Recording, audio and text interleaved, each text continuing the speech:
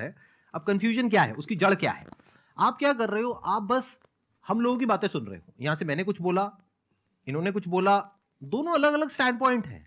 मतलब इस दुनिया में आर्ट्स भी है, साइंस भी है, कॉमर्स भी है। अब आप कहोगे अब तीनों में कॉन्ट्रडिक्शन है। अरे कॉन्ट्रडिक्शन नहीं है, अलग अलग लोगों के लिए अलग अलग स्ट्रीम्स है। डिपेंड्स अपॉन कि आपकी प्रेफरेंस क्या है, आपकी प्रायोरिटीज क्या है। तो आपको तीन चीजें देखनी पड़ेंगी, एक अपना पास्ट, अपना प्रेजेंट और अपना फ्यूचर।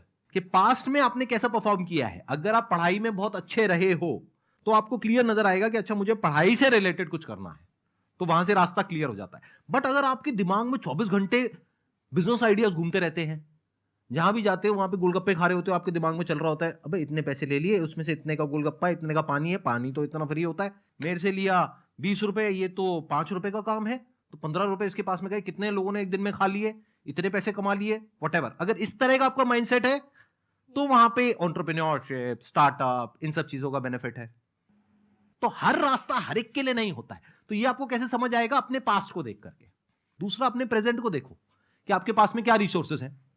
सोचने से क्या होता है, आपको ये भी तो देखना पड़ेगा आपके पास में क्या रिसोर्सेज हैं। उसके बेस पर आप सोच सकते हो। कल को आप कहो कि मैं एक टेलीकॉम कंपनी लॉन्च करूंगी जो कि जियो को कंपटीशन देगी। ठीक है, सोच लो क्या है पीछे, बैकग्राउंड क्या है, आपके पास में क्या रिसोर्सेज है, how are you going to compete. तो आप फालतू में कुछ भी सोच रहे हो ना, तो यहां पे कॉन्ट्रडिक्शन क्या है, कंफ्यूजन क्या है? कुछ भी नहीं।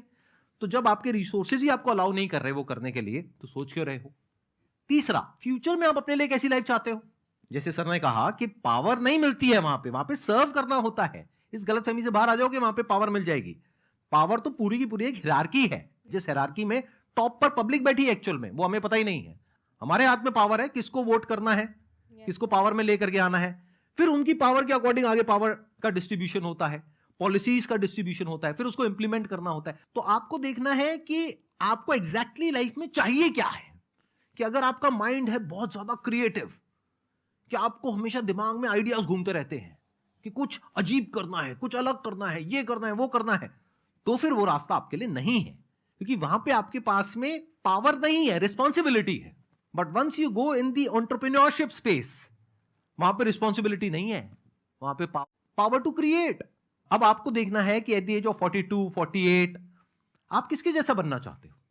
अगर एक टीचर बनना चाहते हो तो ये रास्ता है।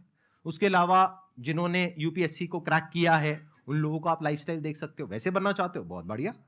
मेरे जैसा बनना चाहते हो, बहुत बढ़िया। किसी और के जैसा बनना चाहते हो, बहुत बढ़िया। बट किस बेस पर? अपनी पर्सनालिटी को देखो ना, क्या लाइन हो रहा है।